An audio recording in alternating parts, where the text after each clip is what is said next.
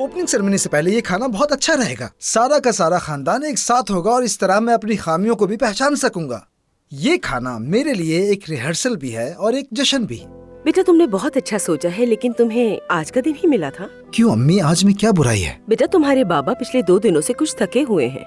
मैं तो ठीक हूँ बेगम। तुम तो हमेशा यही कहते हो हमीद, मैं ठीक हूँ बेगम। ऐसी खुशी की खबरें दवा का काम करती हैं, खासतौर पर जब वो बेटे की तरफ से आए।